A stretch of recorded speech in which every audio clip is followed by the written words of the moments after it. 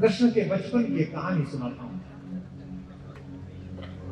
जब कन्हैया 2 वर्ष के थे, हमारे ब्रज में कहानी चलती है।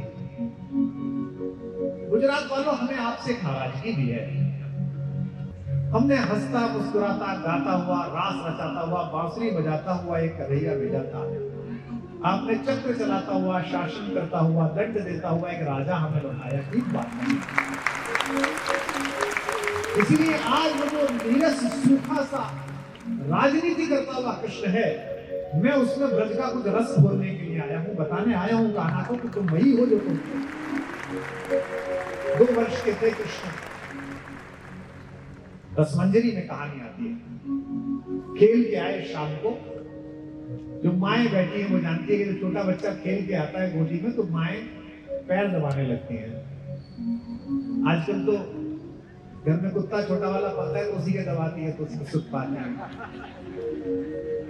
बचपन में सब यही करते हैं। तो कृष्ण ने माँ से कहा कि मैं कहानी सुना। तो माँ ने कहा नहीं, तुम कहानी सुनाते में सो जाता है। बोले नहीं सोऊंगा, नहीं सोऊंगा, कहानी सुना। 2 वर्ष के ध्यान से देखिएगा, आनंद आएगा आपको। आप वर्षों याद रखेंगे इस प्रसंग को। माँ ने कहा नहीं, बहुत महत्वपूर्ण कहानियां सुनाती हूँ मैं तुझे, और तू सो जाता है, सुनता नहीं। कृष्ण ने कहा कि नहीं, मैं जागूंगा। तो माँ ने कहा अच्छा, एक परीक्षा है तेरी। मैं जब कहानी सुनाऊंगी तो तू हुंकारा भरना, हुं करना। आप क्या क्या कहते हैं गुजराती में? हुंकारा ही बोलते हैं। अच्छा, हैकारा। तो हुंकारा भरना। हुंकारा भरने वाला जो व्यक्ति होता है, जो हुंकारा भरवाता है, उसके प्रति सब सजग रहते हैं। मेरे फूफा जी थे, वो यही थे, वो ऐसी हुंकारा भरवाते थे। वो कहते थे कि हम 3 लोग दिल्ली गए। कितने लोग? हाँ, जब तक 3 नहीं बोलो फूफा जी दिल्ली जाने को तैयार नहीं। इससे क्या सामने वाला सचेत रहता है, सो जाता है। तो माँ ने कहा कि तो हुंकारा भरना। तो कारा ने कहा ठीक है, मैं हुंकारा भरूंगा। अब आनंद लीजिए। माँ ने कहानी सुनाई। रामो नाम बभूव तत् बला सीते। माँ ने कहा कि बेटा, बहुत साल पहले अयोध्या में दशरथ नाम के एक राजा का राम नाम का बेटा था। क्या किया होगा कृष्ण? माँ ने कहा कान्हा से, 2 साल के हैं कान्हा, जहां डॉक्टर्स बैठे हैं। विज्ञान बताता है कि मस्तिष्क के 3 हिस्से हैं। एक जागृत, यह वडोदरा है, यह मंच है, यह माइक है, यह जागृत। मैं यहां 2006 में आया था, यह स्मृति है। और आप मुझसे अचानक एक नाम लीजिए और मेरे सम्मुख नाम आप कहिए वजूभाई वाला, तो एक सफेद बालों वाले एक सज्जन वित्त मंत्री मेरे सम्मुख खड़े हो जाएंगे। लेकिन आपके तो ये आता है सबकॉन्शियस से। 3 चीजें हैं, कॉन्शियस, सबकॉन्शियस और मेमोरी। चेतन, अवचेतन और स्मृति। कॉन्शियसनेस और अनकॉन्शियसनेस के, सबकॉन्शियसनेस के बीच की दीवार गिर जाती है। और नींद गहराती है तो स्मृति की दीवार भी गिर जाती है। यही कारण है कि हमारे सपनों में अक्सर वो बातें आती है जो हमारी स्मृति में थी। अचानक आपको कोई ऐसा मित्र याद आ जाता है जो बहुत वर्षों पहले था, या आपने जो सोचा था वो चीज कल्पना बन जाती है और वो आ जाती है। अब यही कृष्ण है जो पिछले जन्म में पिछली बार राम बनकर आए थे, और अब ये 2 साल के कन्हैया आए माँ की गोद में। माँ ने कहा रामो नाम बभूव तत् बला सीते थी। राम नाम का एक राजकुमार था। कन्हैया ने कहा उसकी पत्नी का नाम सीता था। वो दोनों ताम पितुरवाचा पंचवटी तटे विहरस तथा सात्र रावण। वे दोनों माता पिता की आज्ञा से अपने भाई को लेकर वनवास के लिए जंगल चले गए। अब क्या है, धीरे से कृष्ण के नींद आनी प्रारंभ हुई और स्मृति और मूर्छा के बीच की जो जगह है, कॉन्शियसनेस और सबकॉन्शियसनेस के बीच की दीवार गिर गई। आधा मन माँ की तरफ लगा हुआ है, आधा मन नींद में चला गया। आधी स्मृति माँ में है, माँ की कहानी में है, आधी स्मृति नींद में जाके आनंद आ जाएगा। आप बहुत दिन तक रोएंगे, हंसेंगे इसे सुनकर, गाएंगे। माँ ने कहा बेटा, उन्होंने एक जगह नदी के किनारे पंचवटी में अपनी कुटिया बनाई। एक दिन सीता जी अकेली थी और दोनों भाई जंगल में हिरण को पकड़ने चले गए। यहां तक नींद में हल्के से कृष्ण चले गए। कन्हैया हल्का सा नींद में चला गया। अब मां ने कहानी बढ़ाई और कहा, बेटा उनकी अनुपस्थिति में रावण सीता जी को हरने के लिए आ गया। निद्रार्थ जननी कथा मिति हरे हुंकार ते समृतम सौमित्र को धनुर धनुर धनुरति व्याग्रह ग्रह पांतुवा।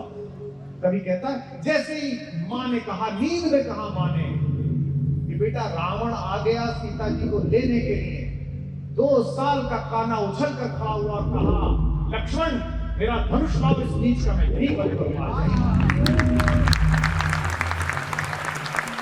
क्योंकि पुरानी स्मृति प्रबल हो गई, मां को समझ में नहीं आया कि क्या। हमारे ग्रंथ में अत्यंत मनहर कथा है कि 14 वर्ष के होने पर कृष्ण ने मथुरा में जाकर अपने मामा कंस का राज्य सभा में वध किया, मथुरा को मुक्त कराया, अपने नाना अग्रसेन को पुनः राजा बनाया और अपनी मां को मुक्त कराने के लिए मथुरा के कारागृह में गए। आपने देखा होगा वो कारागृह, उसके बगल में थोड़ी फालतू की इमारतें खड़ी हैं, वो भी 2-4 साल में हट जाएंगी, सब कुछ ठीक हो जाएगा। निश्चिंत रहिए, 2 वर्ष पहले हम राम मंदिर के समारोह में भी सबसे आगे बैठे हुए थे, 2-4 साल बाद वहां भी बैठेंगे, वो तो पास नहीं है, वहां तो मेहनत भी मिलेगी। कारागृह में मुक्त कराने के लिए गए जैसे ही कृष्ण, उन्होंने अपने पिता वसुदेव के चरण स्पर्श करे, वसुदेव ने कंठ से लगा दिया। मां देवकी के पैर छुए तो लगा कि मां बहुत कंठ से लगाएगी, गले से लगाएगी। मां ने 2 मुक्के उनकी पीठ पर मारे और कहा, रे दुष्ट, लोग कहते हैं कि बड़ा शक्तिशाली है, तूने पूतना को मार दिया, तूने इतने बड़े बड़े दैत्यों को पराजित कर दिया और इतना निर्दयी है तू कि 14 साल बाद तुझे मां की याद आई है। कृष्ण ने हंसते हुए कहा, मैया क्यों मारती है, पिछले जन्म में तूने 14 साल छोड़ दिया था, इस बार मैंने 14 साल छोड़ दिया। एक ऐसा हंसता मुस्कुराता भगवान, एक ऐसा अवतार जो किसी की भी गोदी में आ सकता है। यह कृष्ण के पूर्ण अवतार में संभव है, क्योंकि कृष्ण विसंगतियों के साधक है। नेतृत्व को सदा ऐसा व्यक्ति चाहिए जो विसंगतियों का साधक हो, तो दुष्टों के लिए अत्यंत कठोर हो और देवों के लिए अत्यंत प्रणाम से भरा हुआ। कृष्ण रागी भी है और विरागी भी है, कृष्ण योगी भी है और भोगी भी है, कृष्ण नर भी है और नारायण भी है, कृष्ण रण दुर्मद भी है और जो गुजरात में उन्हें नाम दिया वो रण छोड़ भी है। ऐसा राजा मिलता है जो भाग जाए रण से, उसके बाद भी प्रणाम हो। वे सहज संसारी हैं और असाधारण मित्र हैं, परम विराट हैं और सूक्ष्म हैं, विश्व के अकेले नायक है कृष्ण, जो मुरलीधर भी हैं और चक्रधारी हैं। अन्यथा तो जो लोग मुरली बजाते हैं वो चक्र उठाने में साहस नहीं करते, और जो चक्र उठा लेते हैं वो मुरली भूल जाते हैं। लेकिन कन्हैया आगे हैं जो मुरली भी बजाते हैं। गाना नाचता भी है और रौद्र रूप भी दिखाता है। कृष्ण हुए तो पीछे हैं, अतीत में हैं, लेकिन भविष्य का मार्ग है। कृष्ण का जीवन उदास, निराशा से भरा हुआ, दुख से भरा हुआ नहीं है। कृष्ण प्रत्येक परिस्थिति में एक नाचते हुए जीवन की अवधारणा है, जो सबसे हंसते गाते हुए हैं। गोवर्धन भारी कुशल रणनीतिकार, एक पंक्ति जो सब माओं को पसंद आएगी। गुजरात के लोगों, इसलिए नहीं कि द्वारिका तुम्हारे यहां है, इसलिए कि सत्य बोल रहा है ब्रज से आया हुआ कवि, इसलिए अपनी सहमति देना। कृष्ण द्वारिका नरेश कम है, माखन चोर ज्यादा।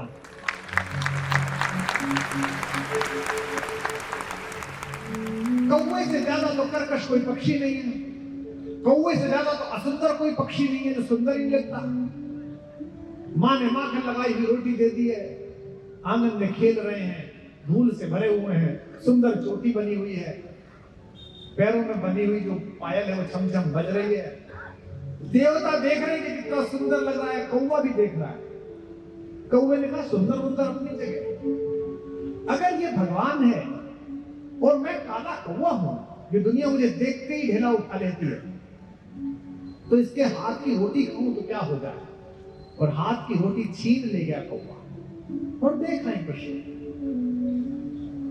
धूर भरे अति शोभित श्याम जूते सी बनी सिर सुंदर चोटी।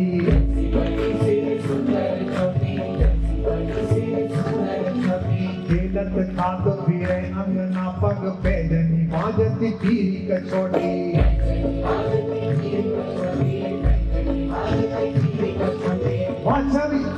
वाचवी कोरस कान बिलोकत भारत काम कला निज कोटि।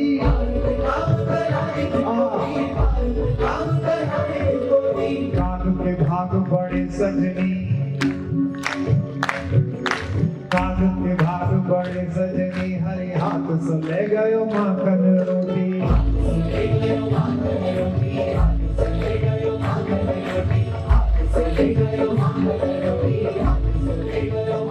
बोलो नंदलाल की